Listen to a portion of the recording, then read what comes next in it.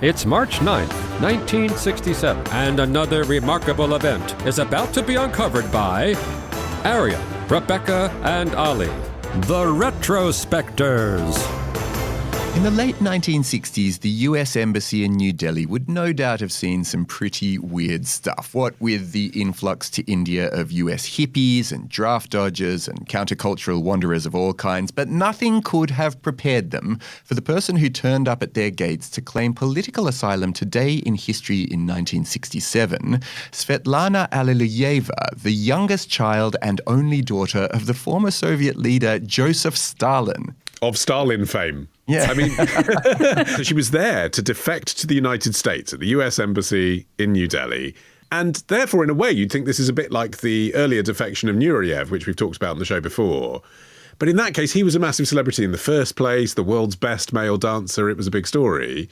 But actually, Svetlana was almost entirely unknown out of Russia. Stalin had been dead for 14 years by this point.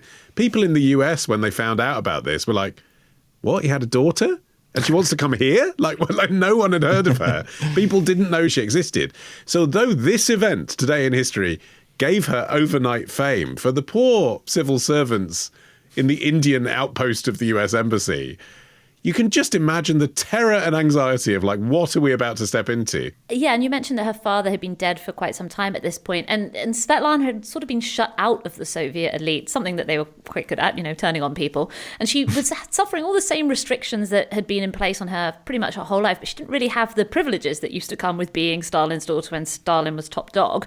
So in 1963, she had already been through a few marriages by this point. I think we'll get into this, but she was in hospital having her tonsils out, and she met Brajesh Singh, who was an Indian communist visiting Moscow at the time. He was very ill with emphysema, but they fell deeply in love.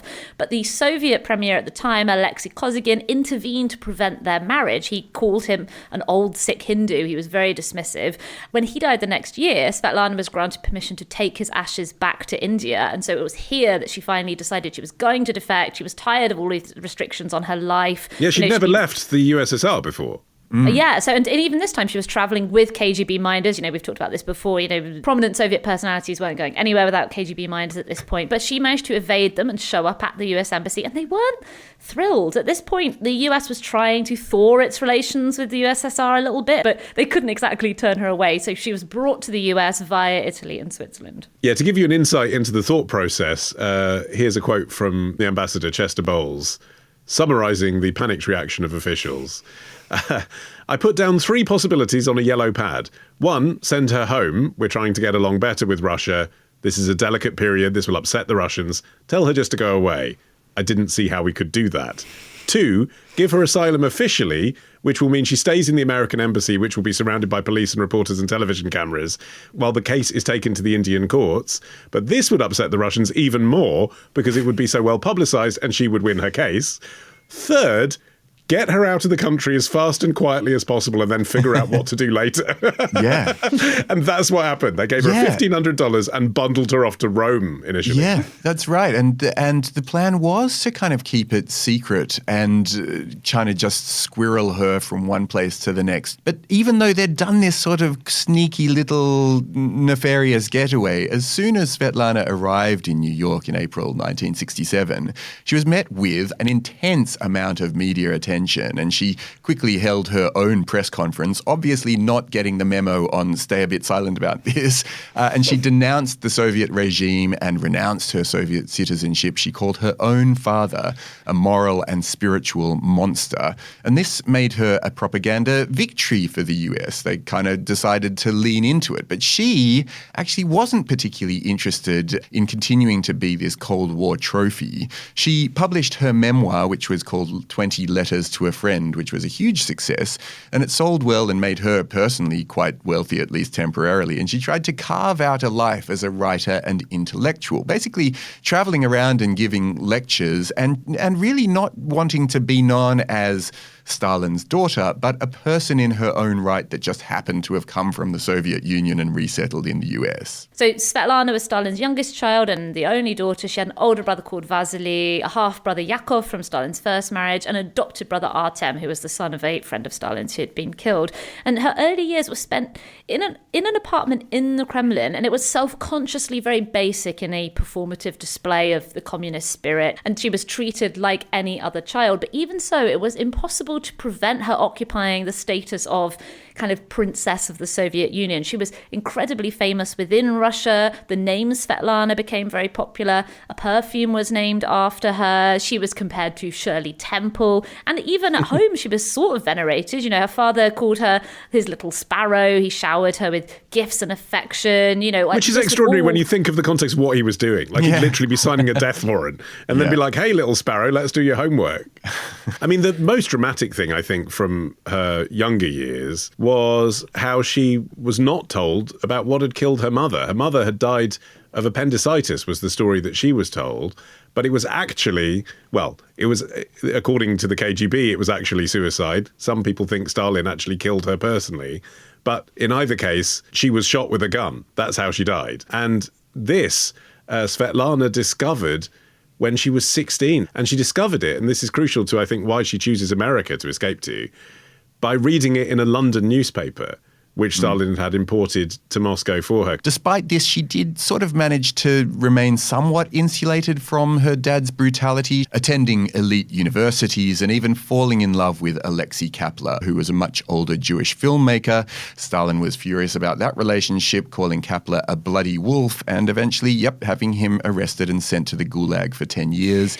Then, aged 17, she married Grigory Morozov, who was a fellow student. Stalin never approved of that match either because Morozov was Jewish. But the couple did manage to have a son, but they then later divorced in 1947. So she had these sort of failed marriages because she was always in the shadow of who her father was, even after his death. So, like her next marriage, we're not on the last one, but her next marriage, she did try to do what her father wanted this time. She was working as a teacher at this point. She graduated. She'd been divorced for 2 years from Morozov, and she agreed to get married again, kind of an arranged match, to a guy called Yuri Zhdanov, the son of Stalin's chief of propaganda. Again, they had one child, a daughter, Yekaterina, but it was not a love match on either side. And again, a couple of years later, the marriage broke down and they divorced. And I don't want to psychoanalyze it too much, but I don't think it's coincidence that the next year her father died and she took quite a long break from the marriage-divorce cycle. You know, she managed to go another 9 years without marrying anybody. Yeah, and then shacked up with an Indian guy. I mean, it's interesting, isn't it, psychologically, you know. Dad didn't like it when I was with those Jews. He'd have been okay with this, I'm sure.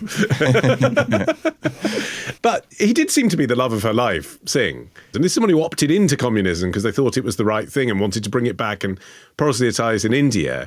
And I think she must have found that quite refreshing and exotic. And then also, you know, although he sadly died, then when, on this day, she finds herself in India because she's been to the Ganges to scatter his ashes, because she's been staying with his family and having the experience of an Indian family who live in a village where, frankly, no one would know who Stalin really is. You know, that must have been the moment where she thought, oh, there is a completely different world out here. Yeah, but the world that she found once she got to the US was also pretty weird because after she had kind of found this success as a writer, she briefly lived with Frank Lloyd Wright's widow, Olga Ivana. But the whole experience there turned sour when she realized that the foundation was this highly controlling and cult-like organization that restricted her movements and tried to use her name to their own benefit.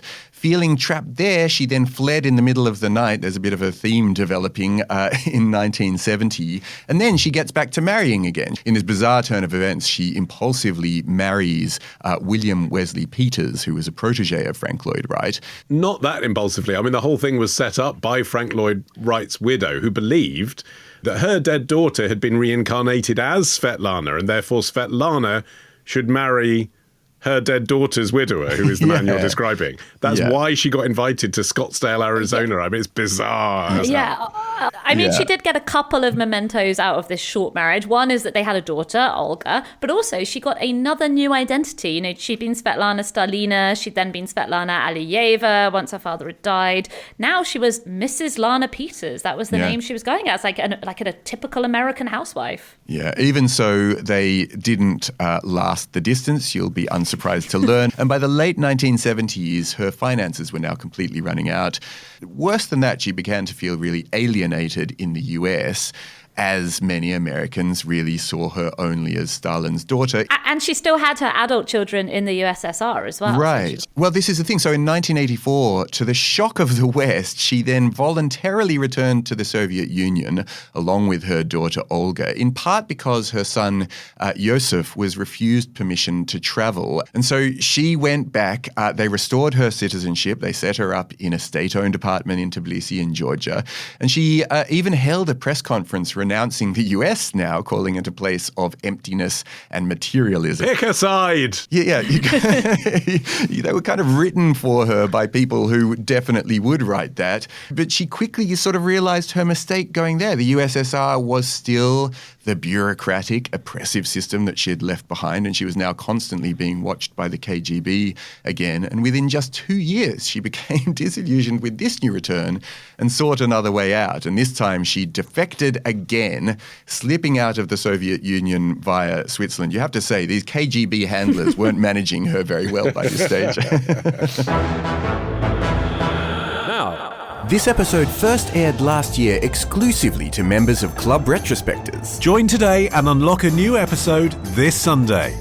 Patreon.com/retrospectors